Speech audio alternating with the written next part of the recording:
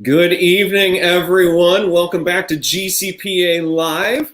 Tonight, in honor of the reunion that we're going to be having here, I dressed for the occasion, pulled out the tuxedo, and yes, that is blue velvet.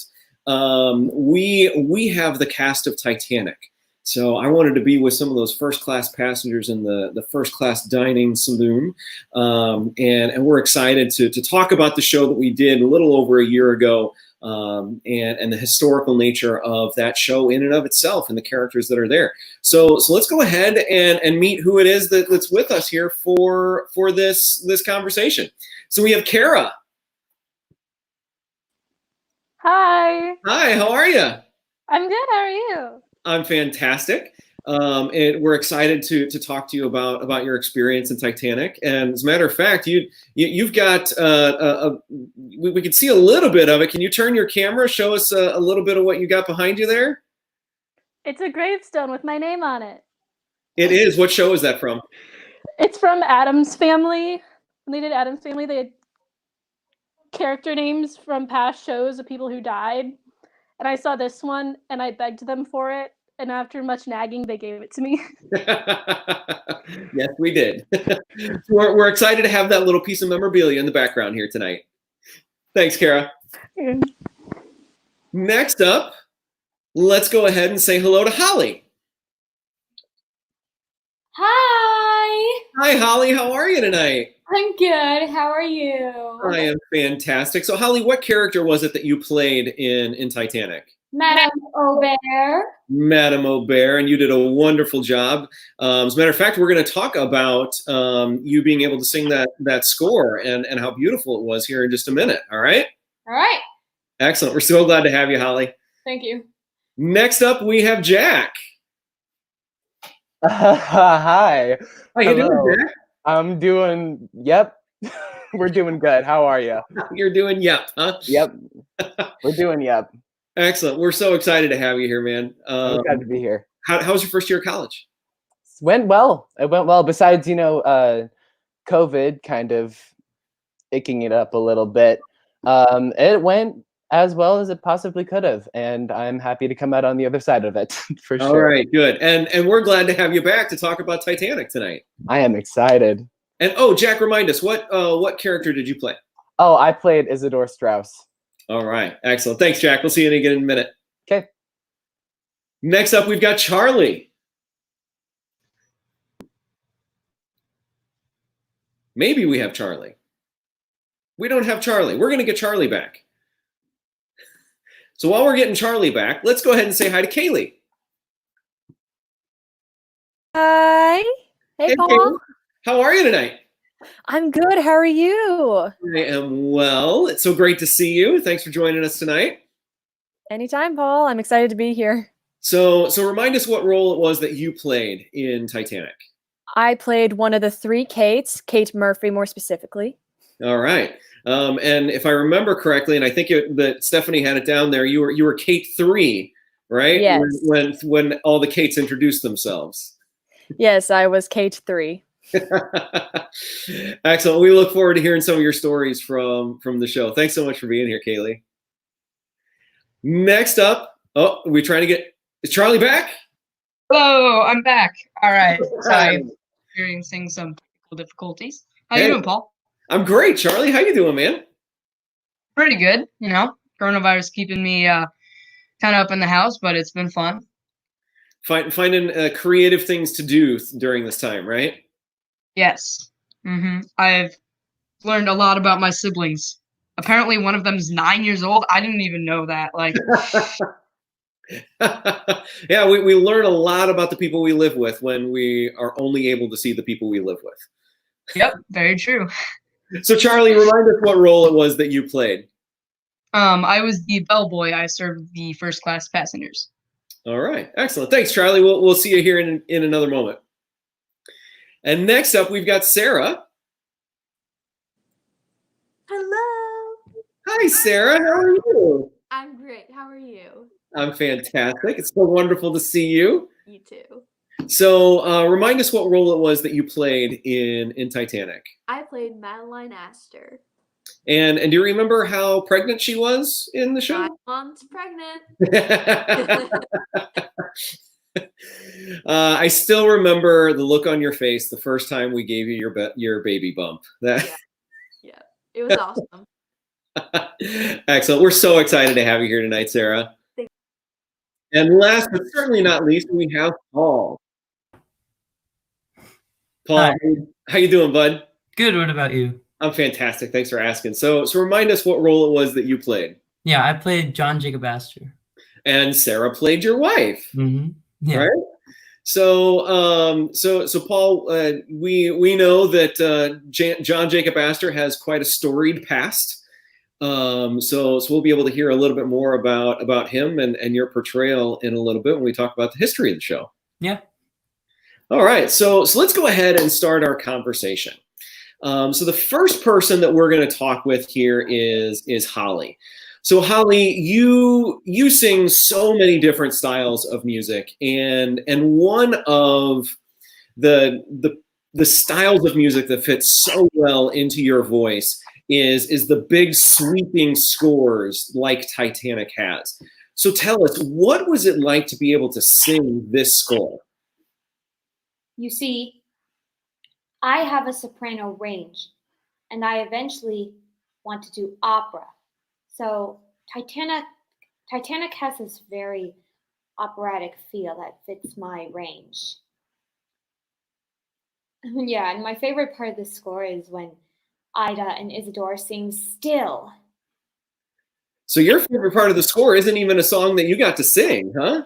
Well, actually, it's the Italian couple.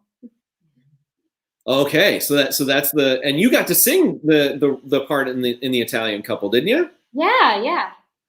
Yeah. What did you like about that musical phrasing in that part of the story?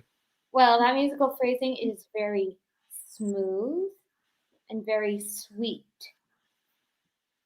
Yeah, it's the way that it was written. It really allows the audience to feel the excitement that Italian couple has as they're moving to America, right? And there's a picture of you and Paul singing that little line there with the Italian couple.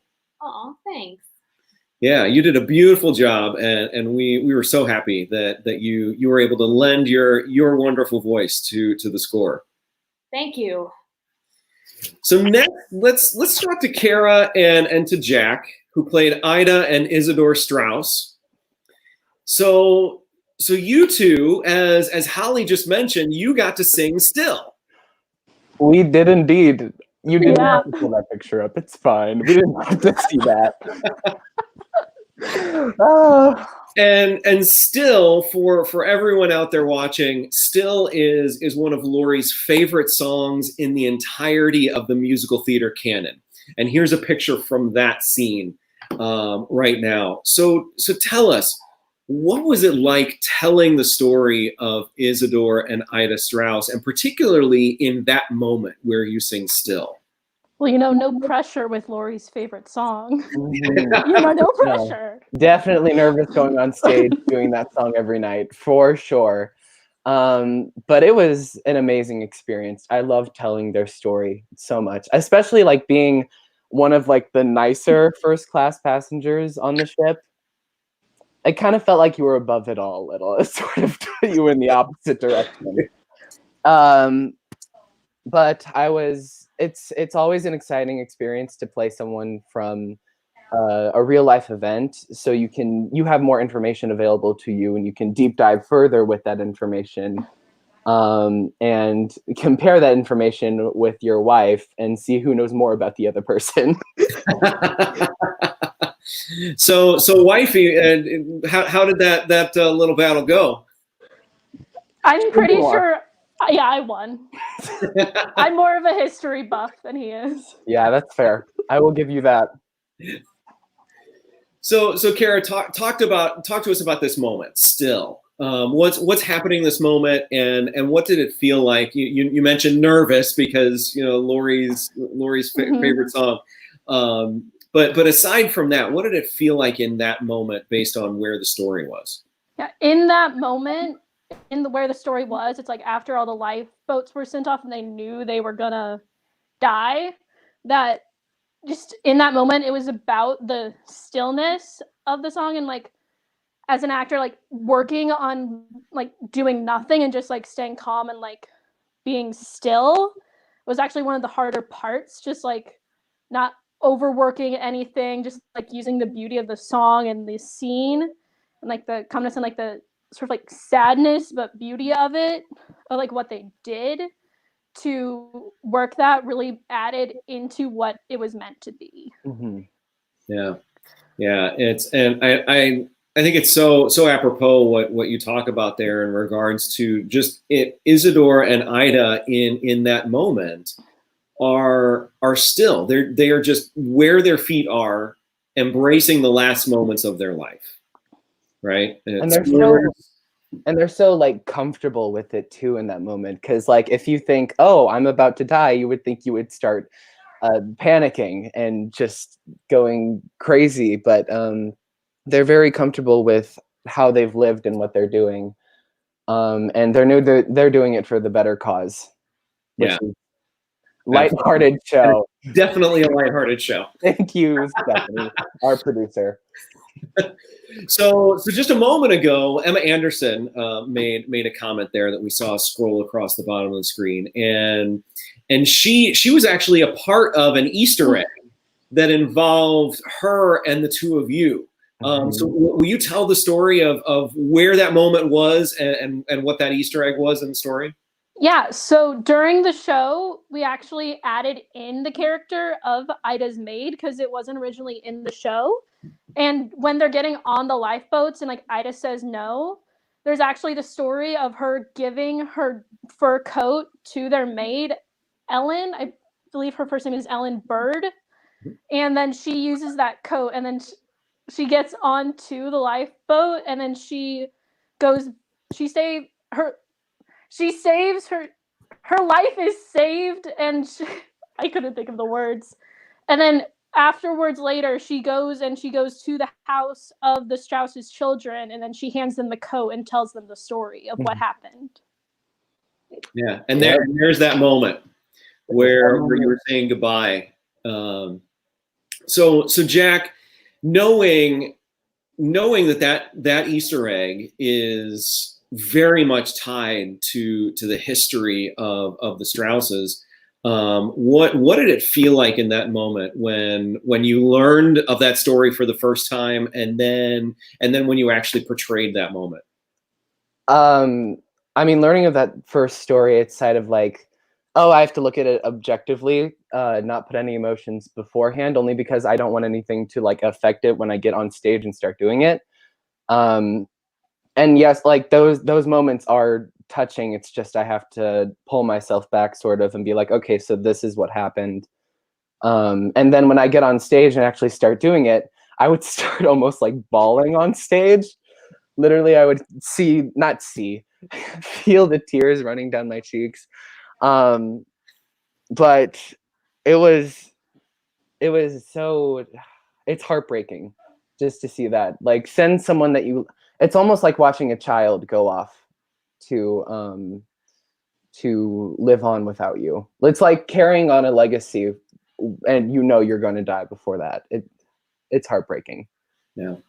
And the Strausses really in that moment, while I mean everybody's story, there's so much more to every character's story than what the writers of the musical were able to put in. Mm-hmm. But being able to bring that little snippet of their story into this really demonstrated how the Strausses were just so caring for the people that they surrounded themselves with.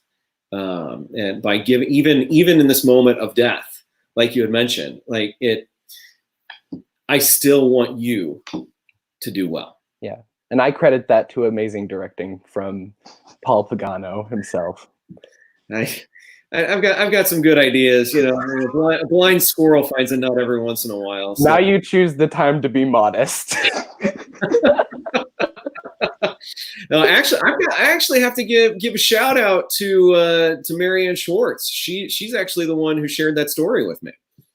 and partly because she knows that we enjoy putting Easter eggs into the show. And as a matter of fact, there's Cookie. So Marianne's dog Cookie was one of, while Cookie is actually a Shih Tzu, she played a Pyrenees. One of four, but there was only one in the show that we had. But yeah, I gotta give credit to Marianne. She's the one that shared that story with me. And of course, as soon as she told me, I was like, oh yeah, we're doing this. That is going in. Well, Jack and Cara, thank you so much for sharing those stories with us. I'd like to move now and talk with Paul and Kaylee and Sarah and Charlie. Hey there, gang. Welcome back. Hey. So one of the big feats of this show, whether you're a youth theater company, a professional company, is sinking the ship. Right? You've got to figure out, how are we going to sink the Titanic, because that's a pretty important part of the story. Right. And so Jim Robert, who is our sound designer, he also was our set designer for this show. He did a beautiful job of creating the set that ultimately sank. So let me ask you, the first time you saw it, how did it feel? What were you thinking? I was amazed. I was like, how can a person think of this idea and then actually put it into life in real life?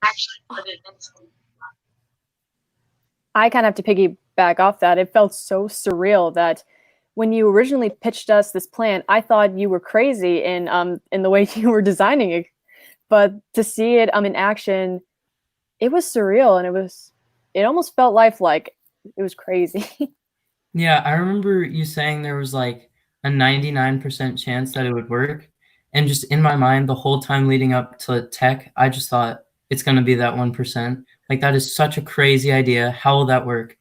And then I just saw it tilt, and I was just amazed and blown away. How about you, Charlie? Yeah, see, Paul. Yeah, I kind of agree with you all. I was just, when I saw it, I was like, what? How did they do that? Because I knew we had plans for this, but I was like, there's no way that is not happening. Like, it doesn't happen. And it did happen. And then the second thing I thought was, I really wish I was sliding down that ship, because that looked so fun. And then I realized, oh, wait, that means that I was actually, one of the ones on the deck, and, so then I kind of thought, never mind. But it was, I don't know, still don't know how you guys did it. It's amazing set. So there's a picture during Andrew's vision with all of the people who were on that deck when it was capsizing. I'll tell you, gang. We sat for many hours in production meetings and having conversations about, okay, how can we do this? And we had multiple designs. We went through several different designs and different ideas to figure out how it was going to work, because part of the problem was we had to reset it, right? Because it has to reset. And Stephanie did definitely lose lots of sleep over that. I can't tell you how many times I was on the phone with her late. She was like, is this going to work? Are we going to kill kids? We can't kill kids. We're not, we just can't do that. We like, Stephanie, Jim's on it. Like, he's a genius. We're good. And sure enough. And of course, Jim, one of the things that's really great about Jim is that he was like, I'm not letting anybody else get on this until I've tested it out. So we got it all set up. We got it ready, and Jim was like, all right, step away. I'm working on this now. And he walked on it. He put it in the teeter-totter position. He walked all the way up. He made sure, almost as incredible as to say it was the safety procedures. Absolutely. Yeah. So Amy got to see some of those safety procedures. And actually, that's a really great point. Do any of you remember some of the stuff that went on behind the scenes when that was going, and want to tell about what that was? Sync call is the one thing I remember, because I would always sit in on sync call, and it was kind of cool because you would just have Caleb in the back, just kind of like marking through his song, while everybody else is like actually going full out and trying to mimic them dying, basically. And it was kind of cool, just kind of sitting there, seeing the whole thing go down. Because I mean, I'm not on stage for when it actually goes down, so that's literally the only time I would get to see the ship sink. And we had blocks and stays that would get shoved up underneath in order to make sure that things stayed where they needed. Four people backstage working on that sinking ship. So let's while we're talking about some of our memories and some of the fun things that happened. What are some of yours? What are some of your favorite stories or memories from this show? Go ahead, Sarah. You. Okay. My favorite memory was during closing night. On the very last note, the people surrounding me were just bawling. Our cast grew so incredibly tight together, and we were bonded so much, and just having that last hurrah was just it brought us to tears, because the show was so impactful. It was just amazing. Oh, I love that picture. And there's that final moment. That was a huge cast. That was like 40 people, wasn't it? Mm. Yeah. You were able to get like 20 boys. I'm still amazed at how you did that. You did. Yeah, finding boys in youth theater is difficult, but we did it. Yeah. We did. As a matter of fact, two of the gentlemen with us here tonight, that was the first show that you did with us. Paul and Charlie, that was your first go. Yeah, and that was I feel like that was one of the best things about it, because I've been doing shows other places, and like it was a great experience to have been able to do that, but at the same time I always wanted like kind of a more professional company to do stuff with, and then coming here, that just kind of changed my world. So We're glad that we were able to change your world. Mm-hmm. And I know, as Sarah was talking about. Yeah, that was. Go ahead, Charlie. Yeah, sorry. That was just an amazing show. Everyone, it was my first show. Everyone was so welcoming. The whole cast, all so nice. I was super glad to do the show.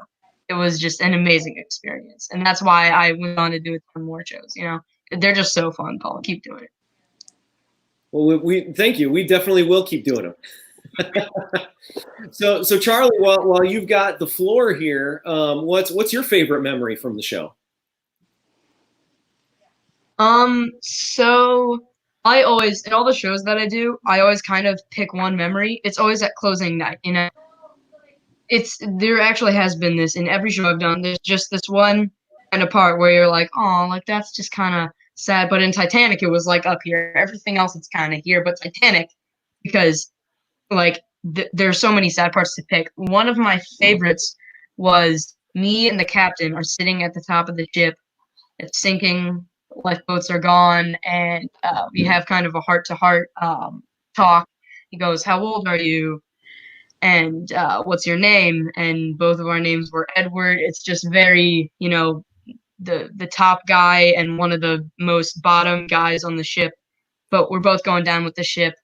We both have the same amount of loyalty to this ship and its crew, and we're going down with it. And it's just, we just really connected in that moment. And really closing night, I really felt that connection. Yeah. Yeah. And Charlie, you bring up a really great moment in regards to, again, that humanity, the taking time to recognize that one of the most senior individuals in terms of status and in the staff, and one of the most novice, have a moment where, you know what, doesn't matter how old or how young we are, we're human beings. So Holly, what are some of your favorite memories or stories from the show? Well, one of my favorites is when I get to stand on a moving platform. Yeah. And when Alex who played Mr. Hartley and Benjamin Guggenheim, he used my cello and danced with it. Yeah, those are some fun moments there. So when you think about all of the people that you worked with in the show, how many people was it that you ultimately ended up partnered with, Holly? Do you know? Well, I mean, lots. Like 6 or 7 to be exact. Yeah, and that talks to just how much this cast had to do, right? Because the story was written in a way that many of the actors that portray these characters are playing multiple tracks. So Kaylee, what's one of your favorite stories from the show? Ooh, all right. I gotta go with this one. First, learning an Irish accent. That is easily one of my favorite memories of Titanic, because I wasn't doing it alone, so that was pretty neat.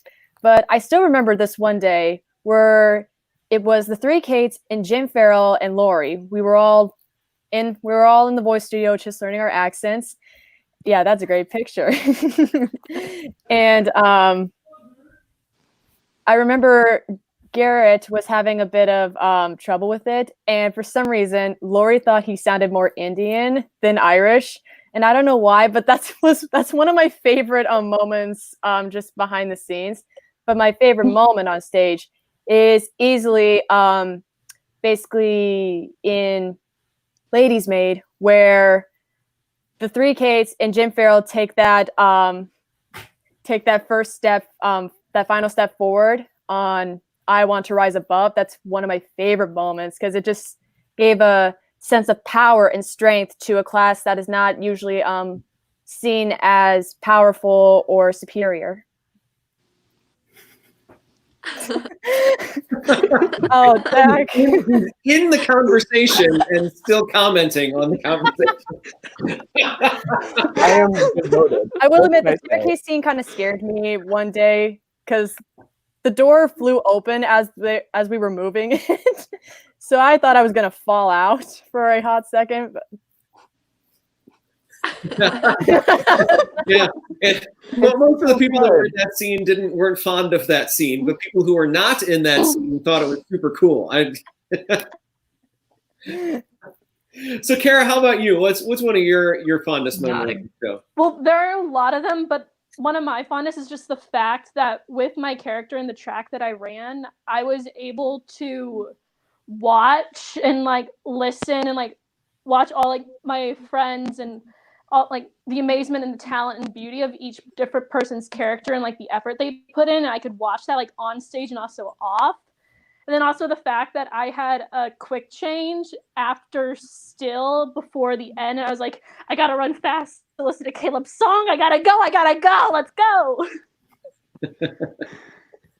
Yeah, from some of the stories that I've heard, there were a lot of people who had similar feelings. Like, I've got to get up there for Andrew's vision. I got to watch Andrew's vision. Of course, that's also when the ship sank. So, yeah, or I gotta go. I gotta be there when they all scream. I want to scream with them. Let's go. Yeah. So I have completely lost track. I am so engrossed in this conversation. I don't remember who I've called on and who I haven't. Okay, I'll go then. Cool. Thanks. Yes, of course. So I have had a lot of great memories from that show, but I think one of my favorite was that I was backstage and I got sweat in my eye because I profusely sweat so much that it just gets in my eye and it burns. And I missed my cue for the balcony scene before the end of Act 1. So it's 18 seconds later, then I finally get on stage, and then Cara says her line, "I'm still waiting, Mr. Strauss." And then we continue on with the scene. And then after we turn around to go, do our thing, look at the back wall, whatever, she starts pinching my hand really hard. She's like, "You screwed up." And I'm like, "I know." Don't at me. Of course, I remember that moment I do remember that moment, and it couldn't have been a better line that came next. Oh, it was so perfect. It was really the cherry on top of the cake. It was. Whatever. But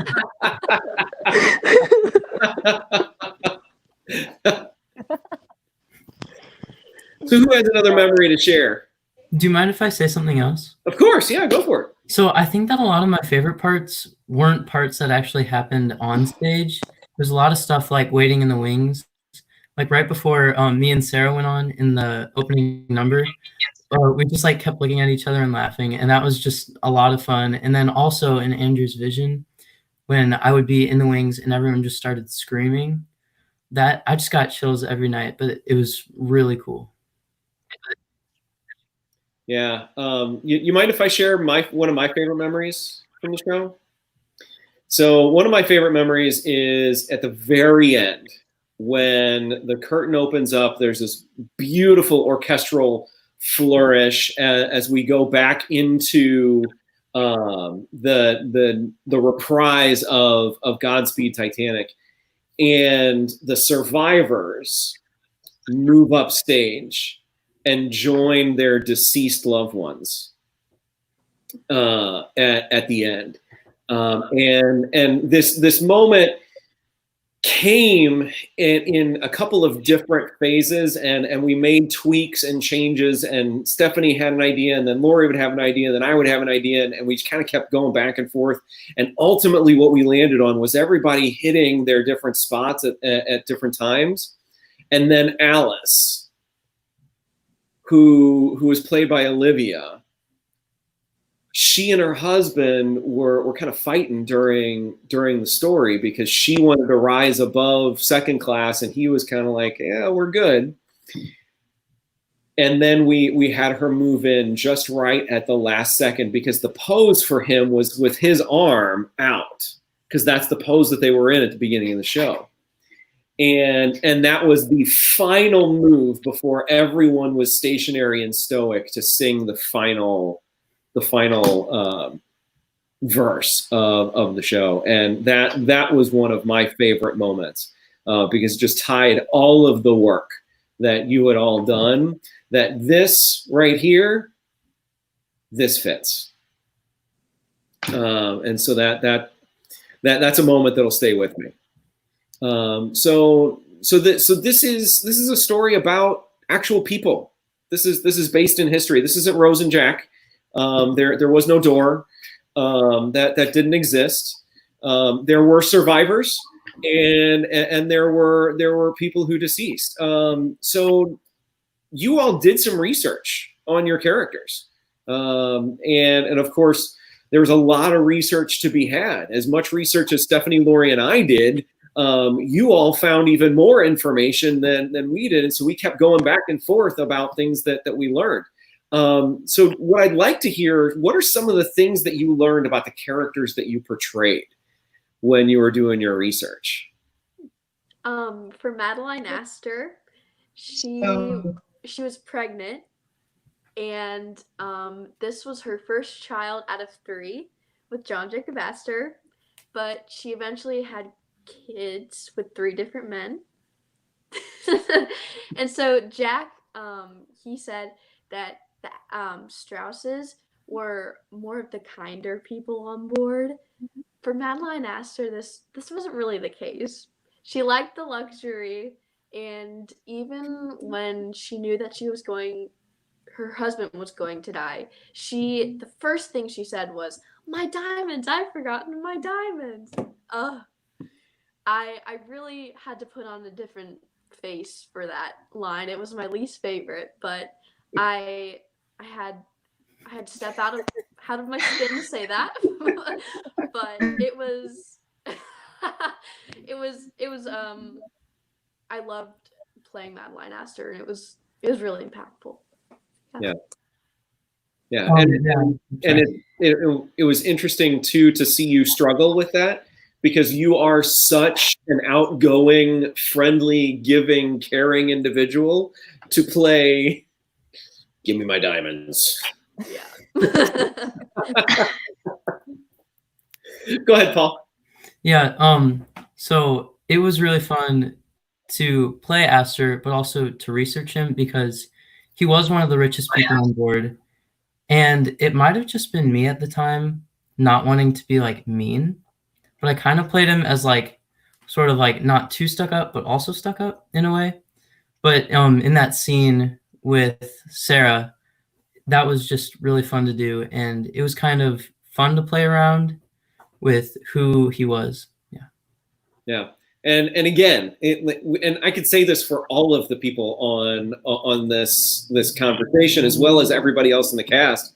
Like, you all are very kind-hearted people, and some of you had to play some really, really mean individuals, and you did wonderfully, pulling from a different part of your personality to tell that story.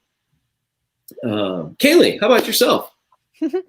Well, I kind of went the extra step in my research for for researching Titanic, and I actually went to the Titanic Museum in Branson, Missouri. So, because I was going there for a weekend, and I remember the Titanic Museum was there. So I asked my dad before we even left if he could drop me off early in the morning so I could go take the tour. And my gosh, it put a whole new perspective on how I took my character and the entire story into consideration. Mm-hmm. As for my character individually, she wasn't traveling alone. She was traveling with her older sister, Maggie, because Maggie's fiance was already in the United States, and basically our father forbade Maggie from visiting or going to be with her husband. And so basically my character and my sister essentially snuck out, and we snuck onto the Titanic. And there we met the other two Kates, Kate Mullins and Kate McGowan, along with Jim Farrell and some of the other characters. That is so fascinating.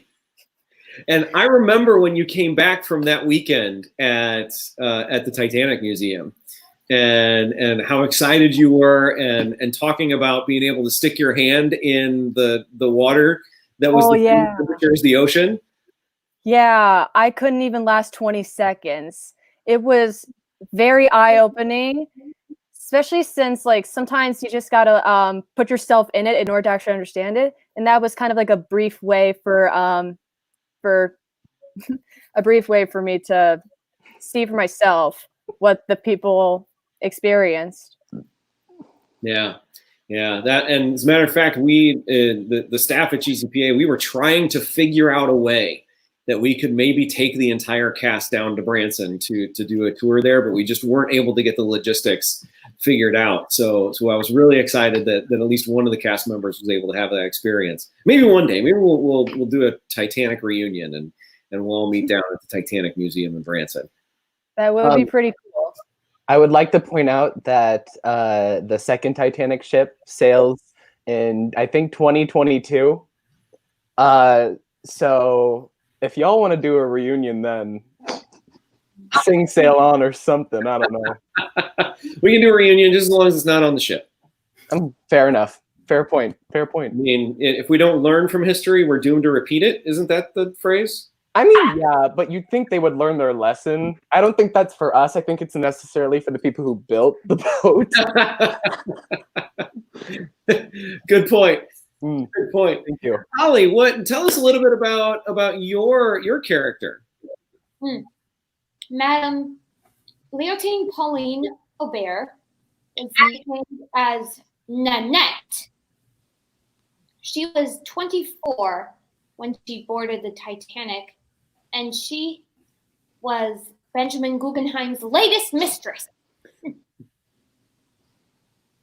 Indeed. And she's also a French lounge singer. So it made sense that her character had some beautiful lyrical lines that she got to sing, right? Right. Do you remember what color dress you wore? It's a red dress. It was a red dress, and the reason that Tracy selected that red dress was because of that line that you just said. You were his latest mistress. Mm-hmm. And so Tracy put a little bit of history in there in regards to ladies that were mistresses. Let's put it that way. Yeah, my whole costume was red, actually. It was, and Stephanie just showed a beautiful picture of you in one of your red costumes. So Charlie, let's talk to you about the bellboy. What did you learn about your character? Yeah, so there were like 50 or so bellboys on the Titanic, all of which died. You know, there's not really, I mean, like Edward the bellboy, but they didn't, I don't think there were really any tracks of, you know, the names of the bellboys. So there were 50, and unfortunately they all died, or at least most of them. But they were pretty much all under the ages of like 13, I think. So you had some really young boys on that ship. You had like 10-year-olds that went down with the ship. So it was very tragic, you know, especially with all the kids that just, you know, wanted to, I guess, get away on a cruise ship, and ended up going down. Yeah. It was kind of like for the bellboys, like what you just mentioned. You know, it's their opportunity to get away, and there's you at the beginning, bellboy having fun, right, running around saying hi to everybody. But kind of like what Barrett talks about in there in regards to the stokers, and one of the ways to get out of the coal mines is to get onto a ship. And you get to see the world. Yeah, you're still kind of in the bowels of the ship while you're stoking the fires, but at least you got to travel a little bit. And so what you just shared there is a lot of the bellboys kind of thinking of the same thing. Like, hey, let's go have an adventure, right? And of course, yeah, back in 1912, kids 12, 13 years old going on a big adventure like that had a very different meaning than it does nowadays, right? 2020, it's a little bit different. Mm-hmm. So Cara, how about yourself? We've heard a little bit about Ida. A little bit, yeah. So history buff that I am, I did deep dive searches, and she immigrated from Germany, and she met Isidore, and he was also an immigrant who was German Jewish. And then they married, and then Isidore and his brother co-founded Macy's department store. And then they sailed to, I don't remember where they sailed to before they boarded the Titanic, but they usually sail on German ships. But then when the Titanic was commissioned, then they sailed on, and they sailed on that when it was commissioned instead of a German ship. Cape Martin in southern France. I think they were visiting her daughter, or their daughter came with them, but she didn't go back with them on the Titanic. It doesn't say that on the Wikipedia page. So. Yeah, well, you know what? There's more than Wikipedia, Jack. So Jack, you're doing your research again right now? Like, you maybe remember all of that? I mean, it has been a year. We've slept once or twice since then. Yes, it has been a year. I remember some parts. There was one part at the end, though. Cara mentioned earlier, like at the end of their lives, not like at the end of the show. But like there was one part earlier where Cara mentioned that she died and went missing as a joke. And that refers to at the end how actually not in the show. They found my body when they discovered the wreck of the Titanic, but they never found hers. So we were separated. Yeah, so Ida and Isidore have a bunch of like statues and commissions for them, but in their grave there is no Ida remains or anything of her. It's just Isidore. Mm-hmm. But on the boat, they were said to be last seen holding each other in their arms. Yeah. Yeah. You went together. We went together. We lost each other along the way, though. Who was that? Oh, that was Stephanie. Even though we can't actually hear her, I can hear Stephanie laughing in the background. I imagine Stephanie with like 100 ponytails in her head already.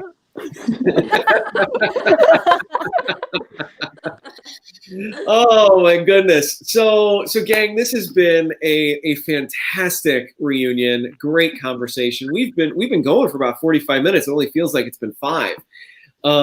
So let's go ahead and start to draw our conversation to a close. And as we have with all of the other GCPA live events that we've done, we like to end with the same question, which is, why is it that people should come and take classes or audition for shows at GCPA? So Cara, since you're right next to me right now, we'll go ahead and have you answer that first. Oh, yay. I was hoping I wasn't going to go first. Okay. So as a senior going off to college through and I'm going to be getting my BFA in musical theater, through GCPA, I have learned like all the necessary tools and also like tips and tricks for going into that major. And then also getting like the education, not only through classes, but also shows that I need to like be my best self going forward into college and into the fine arts and like theater industry itself. Also, the people are amazing and I love it and I'm going to miss everything about it. So this is why I didn't want to go first. That was beautifully said, Cara. Thank you. And you always have a home at GCPA. Paul. Well, the thing was, I came last year when I was in 6th grade, so I'm still, like kind of young. But last year I was actually kind of thinking like I didn't really like doing theater anymore. I was just like, I guess I'll audition for the show. I don't really know if I'll like it though. And then I'll probably stop doing shows. But then I came to GCPA and it was just like everything started over, the love for theater, and it just grew and it grew. It's still growing. And now I found a family and so many friends. And I'm just so grateful for everything that GCPA has given me. So, yeah. Oh, well, thank you, Paul. And one of your best friends that you made during Titanic is sitting right next to you there. and we're going to have Sarah talk next. So kind of to go off what Paul said, when you step through GCPA's doors, you are welcome there. And it's just a big family and it's so professional and you feel like you have a home. And it's just such a wonderful experience and I cannot recommend it more. Well, thank you, Sarah. No problem. Next up is Kaylee. I actually came to GCPA last year looking to kind of shake things up, take myself out of an old setting and step myself into a new one. I didn't exactly go in expecting a lot, but boy, the outcome has been tremendous. And I seriously have to thank you guys for allowing me to have worked with you guys. You've taught me a lot more, not only about being a performer, but also being just a person and having the cooperation skills to work with not only actors, but directors and stage help. Sorry, I'm like at a loss for words right now. Yes, you guys basically broaden my surfaces or my breaches.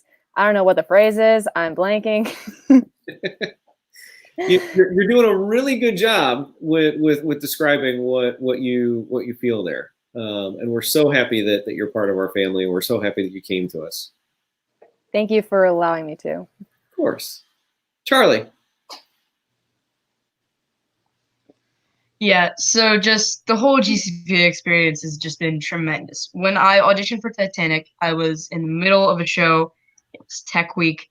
I was tired, and I'm like, okay, I guess I'll audition for this show, Like, it's not going to be at the same time as any other shows. I'll probably be bored, whatever. I'll just audition. And the experience was just more than I could have ever imagined. Just the whole GCPA community, the directors, the cast, the crew is they're just amazing. They're just amazing people. The people you get to work with, I just love all of them. I just found a home with GCPA. They're so nice, and I just couldn't have asked for a better theater company to come to. Thank you, Charlie. Holly. You see, throughout my GCPA experience, not only that I learn from them, I make new friends that include me, support me, and accept me. And Holly, I got to tell you that we absolutely love the fact that that you feel like you can have a home here at GCPA. Yeah, it's a family. It absolutely is a family, and we love that you're part of it. Oh, thank you. You're welcome. Thanks, Holly. Jack. Save the best for last, why don't you? No, I'm kidding. I'm kidding. But I mean, it's a given that they give like really top quality training. Like I feel like I'm better for it when I go off to college and I'm in these all these classes and I'm like, oh my God, I learned most of this stuff from GCPA and I have still so much more stuff to learn. I'm so glad that I was able to get ahead while I was able to. That's a given. The training is fantastic. But also GCPA was just a home away from home starting out. I came when I was at a really difficult point in my life, just family-wise. And I'm so happy that I was able to sort of escape to GCPA and do what I was loving and share that with people who cared about it as much as I did. But GCPA is a home away from home, and I hope that other people feel the same way that I do about it, for sure. Thank you, Jack. Of course. And just like I told Cara earlier, as she's getting ready to go off to college, when you come to GCPA, you will always be a part of the family, regardless of whether you move away, you go off to college, you go and do some other things, and then come back. You're always part of the family. So, Cara, Holly, Jack, Charlie, Kaylee, Sarah, Paul, thank you so much for spending some time with us here tonight. Everybody that was here watching, thank you for spending another evening with us. We're so happy that you're here. We love hearing from you, and you will see more of us here coming very soon. So everybody have a wonderful evening, and we'll catch you next time. Sail on, Godspeed.